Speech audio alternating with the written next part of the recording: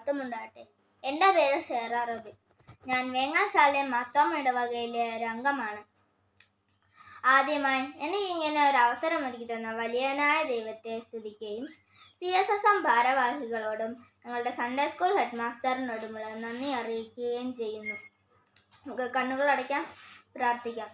സ്നേഹം നിറഞ്ഞ ദൈവമേ, ഈ വിലയേറിയ ഒരു അവസരം അടിയൻ ഒരുക്കി തന്നതിന് നന്ദി. യേശുവേ, ഈ വചനം എന്നിലൂടെ പറയിക്കുവാൻ പരിശുദ്ധാത്മാവിനാൽ എന്നെ സഹായിക്കണമേ.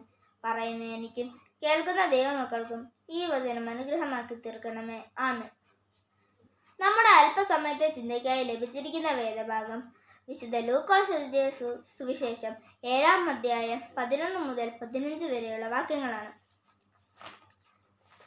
ഈ ഭാഗത്ത് നാം കാണുന്നത് നയീൻ എന്ന പട്ടണത്തിലെ വിധവയായ സ്ത്രീയുടെ ഏകജാതനായ മകൻ മരിച്ചു പോകുന്ന അവസ്ഥയാണ്. ഭർത്താവും ഏകജാതനായ മകനും മരിച്ച് ആരോരുമില്ലാതെ നിലവിളിക്കുന്ന ഒരമ്മയുടെ കണ്ണുനീരിനെയാണ് നാം ഇവിടെ കാണുന്നത്. ആ അമ്മയുടെ ദുഃഖത്തിൽ പങ്കുചേരുവാനായിട്ട് അനേകർ ഉള്ളതായിട്ട് നാം കാണുന്നുണ്ട്. ആരുണ്ടെങ്കിലും കർത്താവായ യേശു ക്രിസ്തു ഉള്ളതിന് തുല്യം ആകില്ലല്ലോ. അവിടെ യേശു കടന്നു ചെല്ലുന്നതായിട്ട് നാം കാണുന്നു. ഈ അമ്മയുടെ കണ്ണുനീരിൻ്റെ അവസ്ഥ കണ്ട് മനസ്സലിയുന്ന ഒരു ദൈവത്തെയാണ് നാം ഇവിടെ കാണുന്നത്. യേശു ആ അമ്മയോട് കരയണ്ട എന്ന് പറഞ്ഞു.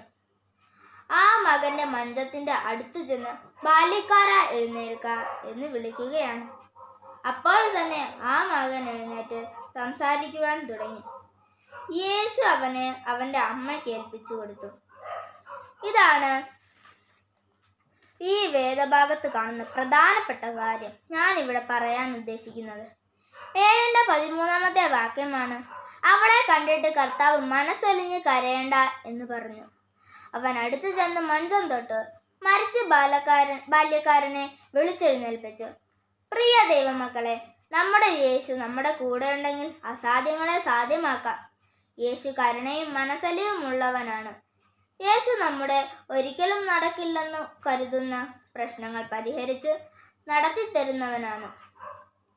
മനസ്സു കലങ്ങി നിരാശപ്പെട്ടു പോകേണ്ട. യേശു കൂടെയുണ്ട്.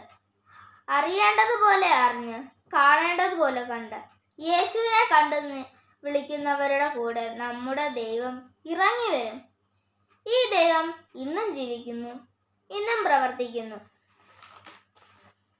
നയീനിലെ വിധവയുടെ കണ്ണുനീരിന് മുൻപിൽ അവളുടെ പ്രശ്നത്തെ പരിഹരിച്ച ദൈവം മകനെ തിരിച്ചു ജീവനോടെ ആ അമ്മയ്ക്ക് കൊടുക്കുന്ന കർത്താവ്. ഈ ദൈവമാണ് നമ്മുടെ കൂടെയുള്ളത്. ഏത് പ്രശ്നം നമ്മുടെ ജീവിതത്തിൽ വന്നാലും നിരാശപ്പെട്ടു പോകേണ്ട, കലങ്ങിപ്പോകേണ്ട. നമ്മുടെ യേശു നമ്മുടെ കൂടെ ഉണ്ടെങ്കിൽ ആ പ്രശ്നത്തെ പരിഹരിക്കുവാൻ നമ്മുടെ ദൈവം ശക്തനാണ്. ആ പ്രശ്നത്തെ അതിജീവിക്കുവാൻ നമുക്കതിനുള്ള കൃപ ദൈവം തരും. എൻ്റെയും നിങ്ങളുടെയും പ്രശ്നം പരിഹരിച്ച് നടത്തി തരും. അതിനായി നമുക്കും നമ്മുടെ കർത്താവിൽ ആശ്രയിക്കാം. ഒന്നാമതായി കർത്താവായ യേശു ക്രിസ്തു ആ കണ്ണുനീരിൻ്റെ മുൻപിൽ നിന്നു. രണ്ടാമതായി ആ പ്രശ്നം അവിടെ പരിഹരിച്ചു കൊടുത്തു. മൂന്നാമതായി അവിടെ കൂടിയ ജനം വിശ്വസിക്കത്തക്ക ഒരു അത്ഭുത വിടുതൽ അവിടെ കൽപ്പിച്ചു. പ്രിയ ദൈവമക്കളെ, ഇന്നും നമ്മുടെ കൂടെ ജീവിക്കുന്ന ദൈവം നമ്മുടെ ഏത് നടക്കാത്ത കാര്യങ്ങളും നമ്മുടെ ദൈവം നടത്തിത്തരും. നമ്മുടെ ദൈവത്തിന് അസാധ്യമായത് ഒന്നുമില്ല. നമ്മൾ ദൈവത്തിൽ ആശ്രയിച്ചാൽ മാത്രം മതി. ദൈവത്തിൻ്റെ പരിശുദ്ധാത്മാവ് അതിന് നമ്മളെ ബലപ്പെടുത്തും, ശക്തീകരിക്കും. നമ്മുടെ കർത്താവിനോട് അടുത്തു നിൽക്കുവാൻ ദൈവത്തിൻ്റെ പരിശുദ്ധാത്മാവ് നമ്മെ സഹായിക്കട്ടെ എന്ന് പറഞ്ഞുകൊണ്ട് എനിക്ക് ചിന്തയ്ക്കായി ലഭിച്ച ഈ ചെറിയ വചനത്തിൽ നിന്ന് നമ്മളെയെല്ലാം ദൈവം അനുഗ്രഹിക്കട്ടെ. ഈ വചനം പറയുവാൻ എന്നെ പ്രാപ്തയാക്കിയ ദൈവത്തിനും അവസരം തന്ന CSSM ഭാരവാഹികൾക്കും ഞങ്ങളുടെ സൺഡേ സ്കൂൾ ഹെഡ് മാസ്റ്ററിനും ഒരിക്കൽ കൂടി നന്ദി പറഞ്ഞുകൊണ്ട് ഈ ചെറിയ സന്ദേശം ഇവിടെ നിർത്തട്ടെ. ആമേൻ.